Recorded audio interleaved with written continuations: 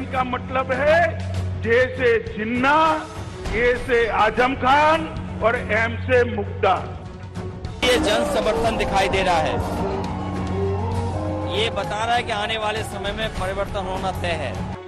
यह विश्वविद्यालय आजमगढ़ को सचमुच आर्यमगढ़ बना ही देगा, इसमें अब कोई संदेह होना ही नहीं चाहिए। एक एक बयान से समझिए कि यूपी के चुनाव में पूर्वांचल वाली पॉलिटिक्स का एजेंडा क्या है। इस समर में जिन्ना पर टकराव है, शहर का नाम बदलने वाला दांव है और विपक्ष की जुबान पर बदलाव है। ये सारे सियासी सुर पूर्वांचल की उस जमीन के लिए गूंज रहे हैं जिसे यूपी की सत्ता में पहुंचने का रास्ता माना जा रहा है। और यही वजह है कि आजमगढ़ की धरती से गृह मंत्री अमित शाह ने अखिलेश पर सीधा प्रहार किया और समाजवादी राज में आजमगढ़ के हाल पर सवाल किया। मित्रों, एक शुरुआत है परिवर्तन की। जिस आजमगढ़ को देश विरोधी गतिविधियों का अड्डा बनाकर रखा था, उस आजमगढ़ से आज युवा शिक्षित होकर देश के विकास के काम में लगेंगे। ये बहुत बड़ी उपलब्धि है। आजमगढ़ अखिलेश यादव का संसदीय क्षेत्र है, लिहाजा अमित शाह के निशाने पर सीधे अखिलेश ही रहे। रैली में जिन्ना वाले बयान का जिक्र हुआ और सवाल हुआ कि आखिर अखिलेश के लिए जिन्ना महान कैसे। का मतलब है आधार कार्ड और एम का मतलब है हर आदमी को मोबाइल। अब जब मैं कहीं बोला ऐसा गुजरात में, तो एक समाजवादी पार्टी के नेता बोले हम भी जैम लाए हैं। मुझे थोड़ा आश्चर्य लगा। मैंने एक पत्रकार को पूछा कि भाई ये कौन सा जैम लाए, जरा जांच करो तो। उसने कहा आपको मालूम नहीं है। मैंने बोला नहीं, मुझे नहीं मालूम है। उन्होंने कहा उनके जैम का मतलब है जे से जिन्ना, ए से आजम खान और एम से मुख्तार। अब भाई आप मुझे बताओ, आपको भाजपा का जैम चाहिए या समाजवादी पार्टी का चाहिए? रैली भले ही आजमगढ़ में थी, लेकिन इसके जरिए बीजेपी ने पूरे पूर्वांचल में सियासी संदेश पहुंचाने की कोशिश की। योगी आदित्यनाथ ने कई पुरानी घटनाओं का जिक्र किया और इस बहाने कानून व्यवस्था पर पिछली सरकारों को घेर लिया। आप याद करिए 2007 में यही आजमगढ़ में मुझ पर हमला हुआ था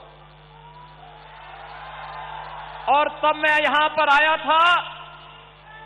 तब हम लोग आए थे यहां पर। उस समय सिबली नेशनल कॉलेज में अजीत राय की इसलिए हत्या हो जाती थी क्योंकि वह अखिल भारतीय विद्यार्थी परिषद का कार्यकर्ता था और उसने वंदे मातरम के लिए कहा था कि वंदे मातरम का गायन गणतंत्र दिवस पे होना चाहिए।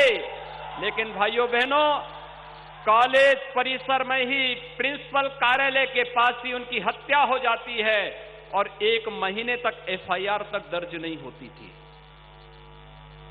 आज क्या किसी की हिम्मत है कि संघ से कोई सरेआम हत्या कर ले?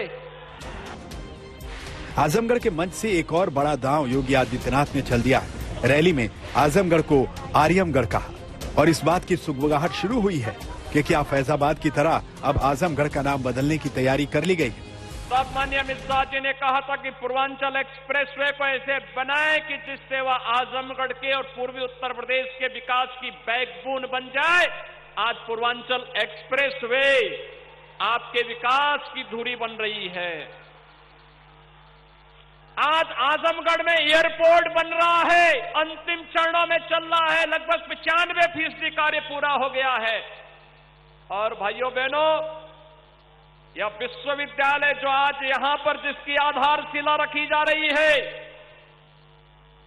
यह विश्वविद्यालय आजमगढ़ को सचमुच आर्यमगढ़ बना ही देगा, इसमें अब कोई संदेह होना ही नहीं चाहिए।